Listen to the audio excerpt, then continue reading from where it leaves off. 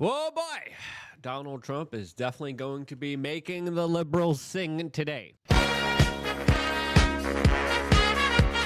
All of this as people are celebrating Donald Trump finally writing an executive order that got rid of the Department of Education. Sort of. There's still some programs that are going to be left here. Why? They should be cut here, as other people are saying. There's another move to make here that would be great. But overall, I think this starts a great achievement for Donald Trump that should be commended, but also start a bigger conversation about what in the world is happening to our children that are not only being poisoned physically, but also mentally. Let's get into it, as there's a lot to talk about. As just a few minutes ago, Trump officially signed the executive order slowly and surely dismantling the Department of Education, a wasted, bloated government bureaucratic institution of, quote, indoctrination that clearly was there and not doing a good job at all. And just like a good businessman, if something is not doing any kind of good service, or people aren't buying it, or people just don't want it, you cut it. You stop doing things that don't make sense. And to me, this was an absolute step in the right direction, as Donald Trump had this to say. Today we take a very historic action that was 45 years in the making. In a few moments, I will sign an executive order to begin eliminating the Federal Department of Education once and for all.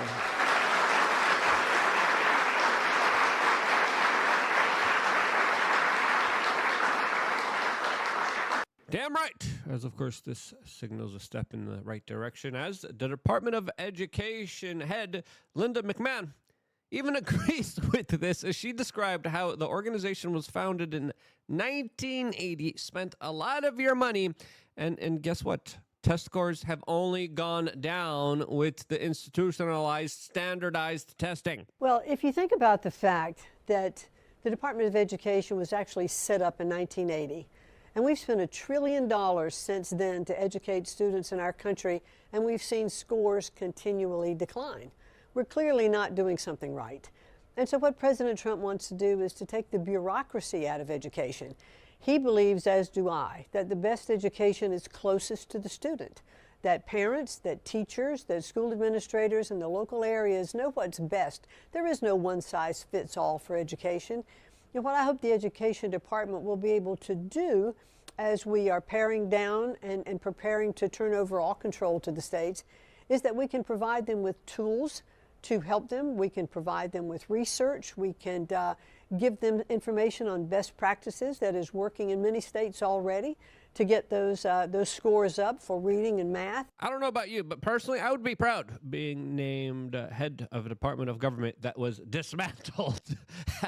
As she mentioned beforehand, the states now will be able to have their own departments of education. They'll be able to do their own standardized testings. They'll be able to run their own form of education, which our education system has been greatly inspired by the Rockefeller initiative that set up what we have today, which essentially creates good factory workers. The whole way that this system is set up, it's to set up to have repeaters. It's to set up to have non-critical thinkers. It's to have people get information and then just regurgitate that information without any kind of basis of questioning it or even following a basic scientific method. We have seen that exacerbated throughout the 2021 year in the United States, where a lot of the children were sent home and they said, yeah, we're going to do homeschooling through education on the internet there. And what happened?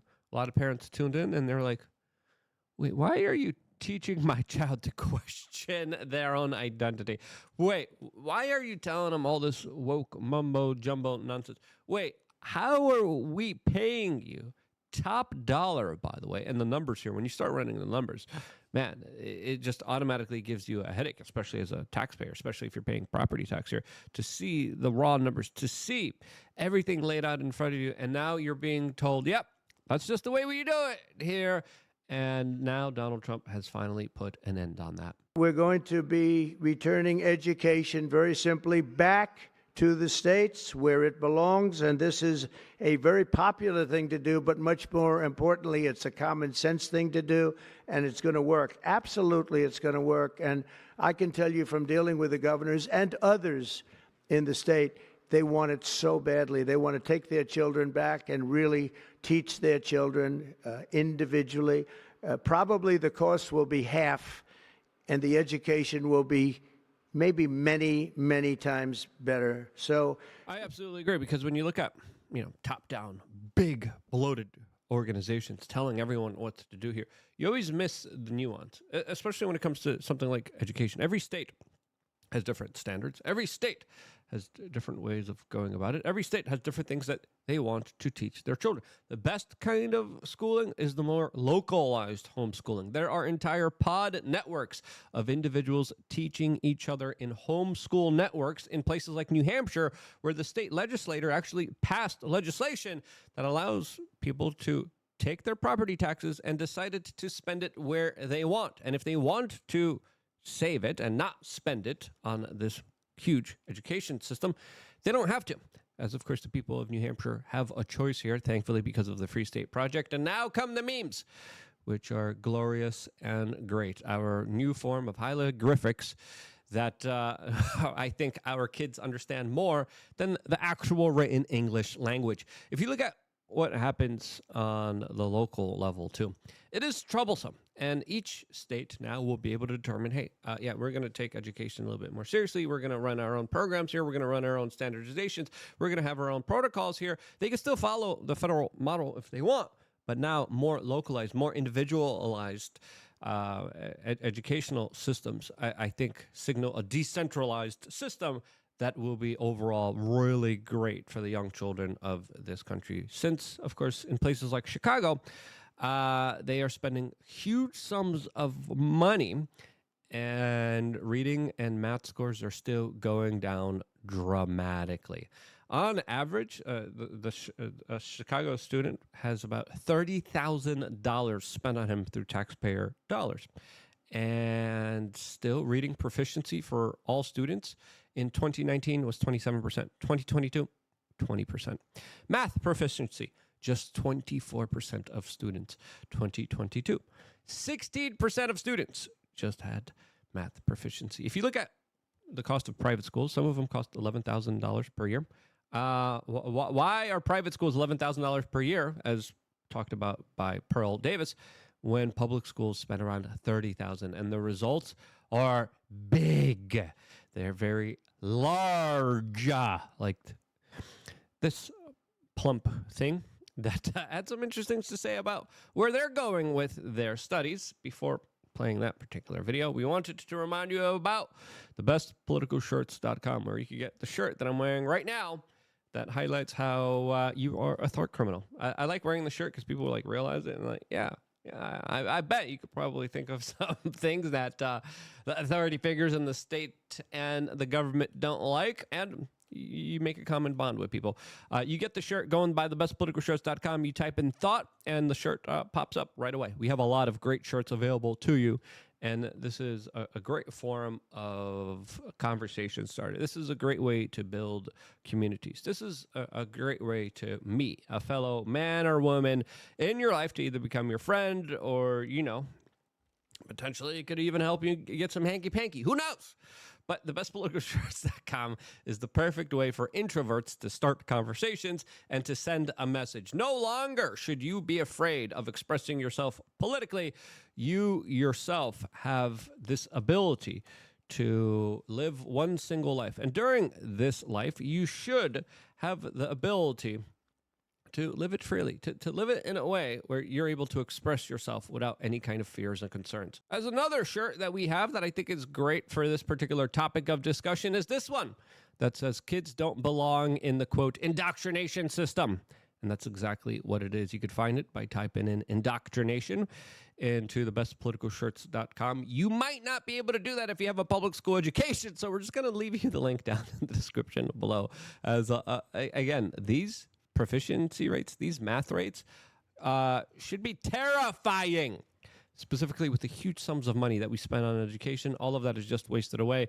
And today, I think, was an absolute step in the right direction. As, of course, when you watch videos like this, you understand we're facing a huge, monumental problem with the future of this country and where it's headed. Hi, I'm Scout. I use they, them pronouns, and I'm an interdisciplinary major at UBC. I'm in my last semester. My primary thematic focus is decolonizing academia and public knowledge systems, and my secondary thematic focus is biocultural and linguistic futurity. For those What? You just said a whole bunch of nothing because you're learning a whole bunch of nothing through these CIA woke factories that just produced this mind hive virus that they are trying to capitalize on by dividing and conquering and destroying humanity. There's a lot of people out there that want to see, the world population just dwindle down and just go away. What better way than to put a whole bunch of gobbledygook into their brains and then send them off into the world hating everything and everybody, including themselves, with the way that they were born. So this is a good start by Donald Trump. I think there still should be a way to codify these changes. I'll talk about that in a little bit. But it's still a start to something bigger, as we also found out that student loans will still be handled through the Department of Education. Why are we subsidizing these horrible institutions that have so much money and are using it to rot the brains of our children? When you look at education, a lot of it has been changed. A lot of it has been twisted. There are a lot of people that are ideologically captured and are using it in order to imprint their agenda onto young kids. And I've dealt with this even when I went to public schooling and public education. And it was infuriating because you're supposed to have someone that actually cares about the learning process, that actually wants to teach you, that actually wants to reach out to you, make an impact in your life, not to propagandize you. And when we look at children, there's a big push right now, especially in the United Kingdom, to try to portray young men, especially young white men, as violent individuals. They're actually purporting the exact opposite of what's really happening in our society, but they're blaming, especially in the United Kingdom now, right-wing ideology. It's pretty clear. The left-wing ideology has hijacked higher forms of education. They have hijacked the institutions. Donald Trump's start at unraveling this kind of octopus Goliath that has been sucking off and destroying the mental capacity of our young children is just the beginning here, as I will now probably predict, and a lot of other people will predict this too, and a lot of people are saying this as well, that a judge will come in and say, yeah, this is unconstitutional, and now you have to bring back the Department of Education. Watch. This is going to happen. There's going to be a woke, liberal, activist judge that's going to come in here and say, yeah, you guys want this? Too bad. You can't not have this at all. As the judge just found Elon Musk's work on USAID unconstitutional and says that the organization needs to be brought back. Will they?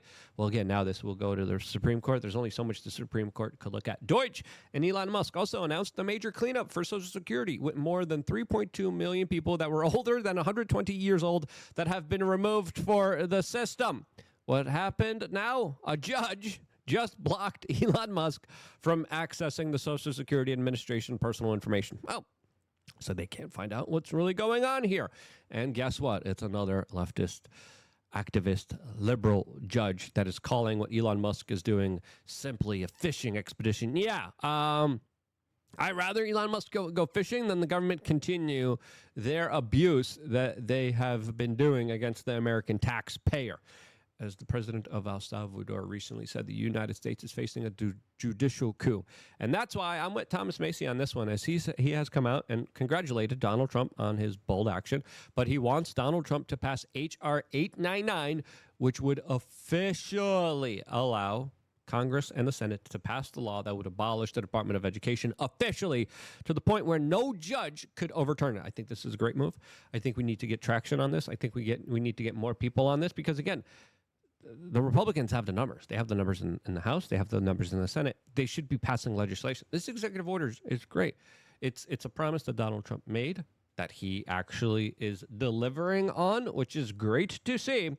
There's still larger questions about where's the rest of the JFK documents? Where's the Epstein files? Those still, as long as those questions still remain unanswered, there's still going to be this larger aura of uncertainty about the future and how we're going to be moving forward, since it represents a larger, bigger political force above Donald Trump that has more capabilities than he does.